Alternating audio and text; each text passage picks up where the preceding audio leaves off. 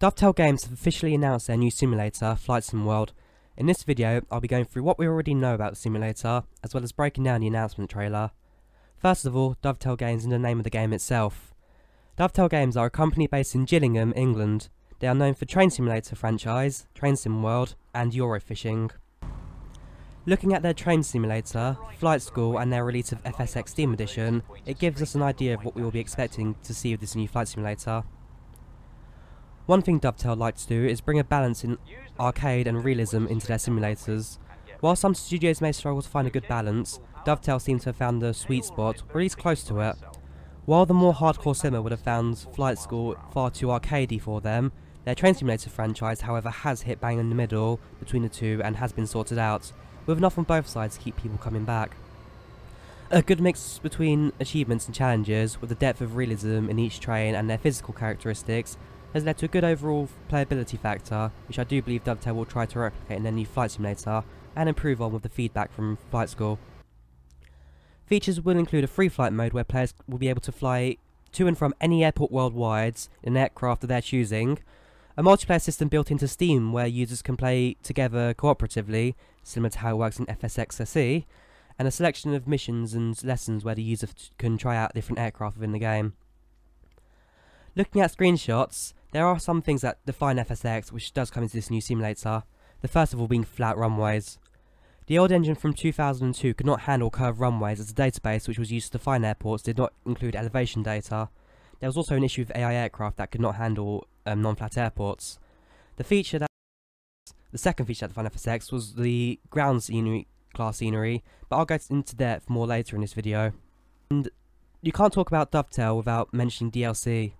Looking at FSX SE, we can already assume that there will be a nice library to browse from on their Steam page, as well as their newly opened Dovetail store. FSX SE does have a lot of third-party packages, however, ranging from the Aerosoft A320 down to the Battle of Britain Spitfire. For those that don't use third-party stores such as FS Pilot Shop and would rather keep everything together, this will be a welcomed addition. Now we move on to the trailer. First of all, we are introduced to Stephen Hood, the executive producer of Flight Sim World and former creative director at Codemasters. He tells us how they will initially be releasing for early access, and they'll take on board what people are asking from them in the simulator and go to town with what they learnt from Flight School. If they do this successfully, then yes, this will be an effective way of releasing their simulator.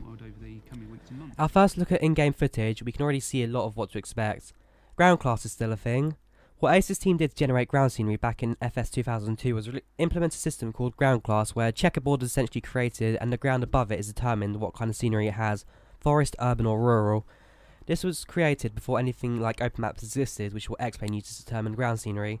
Some people like it, some hate it. We'll have to see how Dovetail determines the ground in this one. The next thing we get to look at is the new UI for the game. It's a cross between Train Simulator and what we saw in Flight School. It's modern, smooth and does look good. The flight planning stage does also now seem to include VOR points as well as other navigation systems, something we did not get in Flight School. Next we are introduced to Sylvian Giburet, the senior software engineer at Dovetail, who explains to us how the new simulator will be built to last. Unlike old FSX, which never properly works on day one, this will include 64-bit integration and a move from DirectX 9 to DirectX 10. Dovetail will also create a balance between the CPU and GPU. Balance the usage between the CPU and the GPU. We are then introduced to a group of artists who work on the game and tell us about a new lighting and rendering system which will try to make the game look and feel both dynamic and realistic to use. New shadow effects from both the exterior and interior of the aircraft now look sharp and adds a lot of depth to the simulator. More gameplay, this time showing us around the Piper Seneca 5, which is essentially the flagship aircraft for this title. The exterior and interior modelling does look fantastic, and I cannot say anything bad about this. The new shadow and lighting effects really do bring this aircraft to life, and it's something I can't wait to try out once the simulator is out in early access. Steam gauges will now react to aircraft's movements and a new perspective shimmer, all controlled by an AccuFuel system which is integrated into the simulator and aims to replicate more realistic flight movements and flight dynamics. We now meet Simon Swanston, the head of third parties at Dovetail. He explains to us how they've communicated and partnered with companies to bring some top quality content into the simulator as default. We already see Orbex provide scenery and AccuFuel for aircraft, so who knows what else they have in store for us. Finally, we come to what in my opinion is the biggest selling point of the entire game, something we all loved in Flight Simulator 2004 but sadly lost in Flight Simulator X. Virtual cockpit rain particle effects are back. We are shown a preview of the Piper flying through stormy weather and rain particle effects moving across the windshield. This was broken when FSX was being developed and time ran out before they could fix it, meaning this will be a welcomed return for many. Finally, we are shown the mission creator. Dubbed the Pro Mission tool, it is based on the FSX Mission Editor or FSX ME, and it will come as standard within the simulator. And there we have it. The trailer comes to an end, leading you to their website which explains parts of the video and a mailing subscribe list. It's definitely a start, and one that could leave Dovetail Games somewhere. The basis for the game is now there, we just need to see what else the simulator has to offer and what the unique selling point will be once it's released. For me, I do see a future in this simulator. I'll definitely give it a chance too. Dovetail dominates on the train simulator scene, and with aviation under their control, we may now start to see a monopoly over these arcade realistic simulator games coming out for different genres soon. There's no word on modding just yet, but I can see a Steam Workshop integration where developers can upload their own aircraft and missions for others to use, similar to how their current system works on Train Simulator. This is something we'll have to find out in the future announcements, however. Likewise, there was mention of this in the Flight School end user license agreement.